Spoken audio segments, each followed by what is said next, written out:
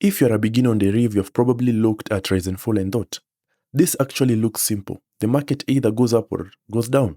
So how difficult can it be? But that simplicity can be very misleading, okay?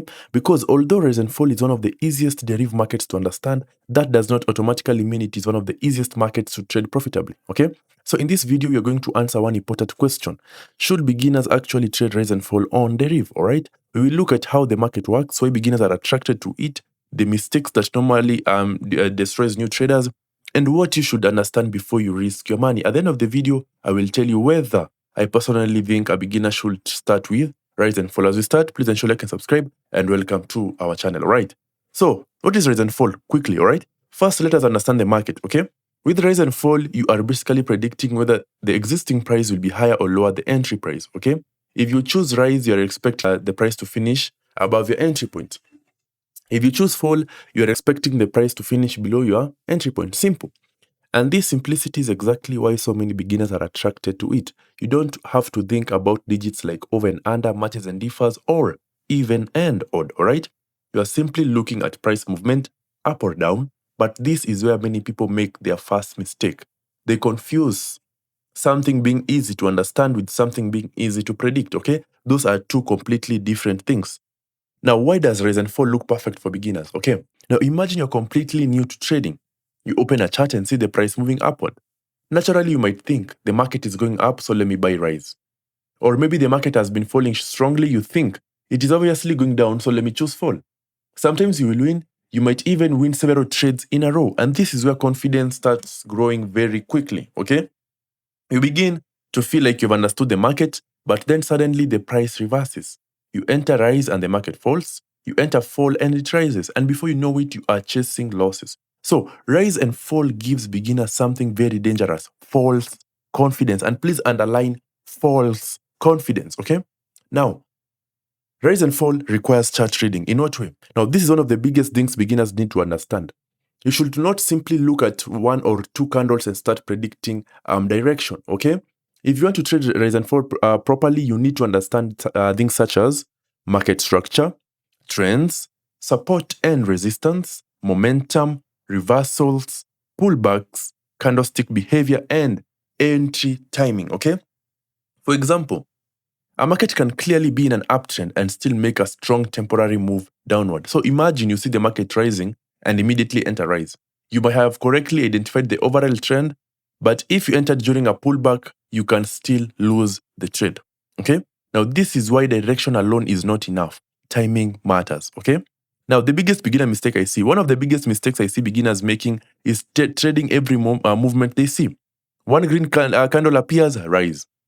One red candle appears, fall. Another green candle appears, rise again. And this is not analysis, this is reacting to the chart. And the faster you react emotionally to every movement, the more likely you are to overtrade. A good rise and fall trader should sometimes look at the market and decide there is no trade here. That ability to stay out of the market is extremely important, okay? Now, another problem with rise and fall is that it can encourage revenge trading. Let's say you enter rise. The market immediately falls and you lose.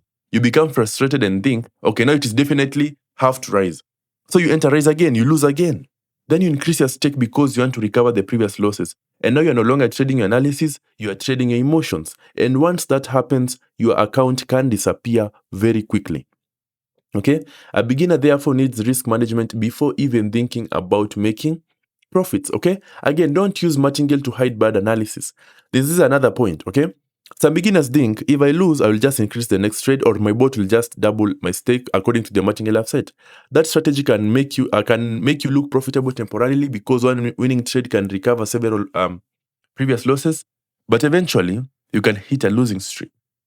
And when that happens, the position sizes become very large and very quickly, okay?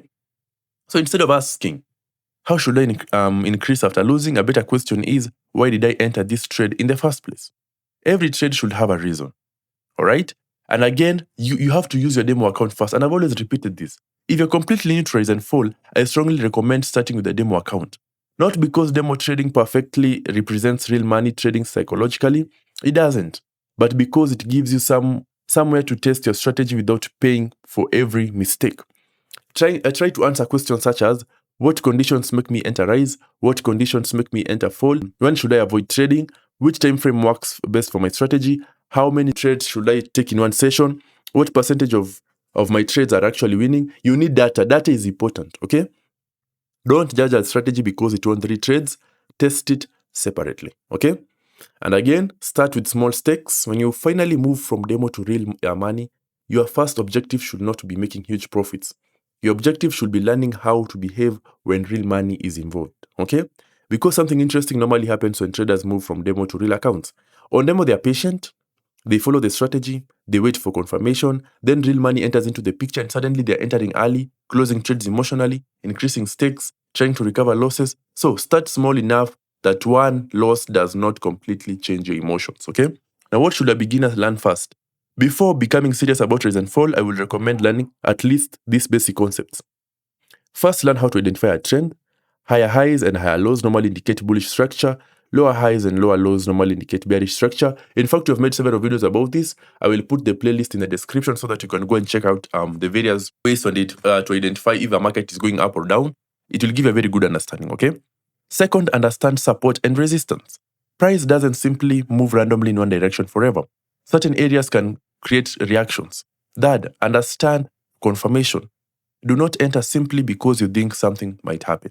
Wait for the market to give you a reason, and finally understand risk management. You can have a good strategy and still destroy your account if your stake sizes are too large, okay? So should beginners trade rise and fall? Now we can finally answer the question. Yes, beginners can trade rise and fall, but I will not recommend that a complete beginner simply deposits money today and start predicting rise and fall based on what the chart looks like.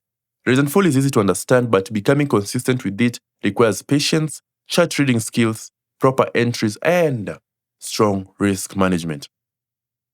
So if you're a beginner, learn it, practice it, test strategies on demo, understand market structure, learn when not to trade, and when you finally move to real account, start extremely small, okay? Because your biggest advantage as a beginner is not predicting every movement correctly. Your biggest advantage is protecting your account long enough to actually learn, okay? Don't go to rise and fall and start using very big stake sizes. Just ensure you follow proper risk management. Learn a lot, practice a lot. Don't be in a rush to start trading. Be patient enough to learn and understand it and practice it accordingly, okay? But now I want to hear from you. If you trade rise and fall on Deriv, what has your experience been? Do you think it is beginner friendly? Or do you think beginners should start with another Deriv market first?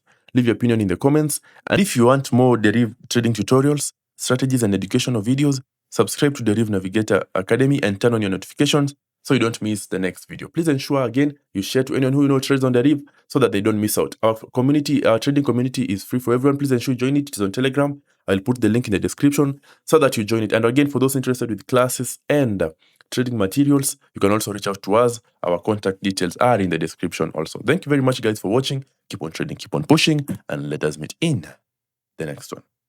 Cheers.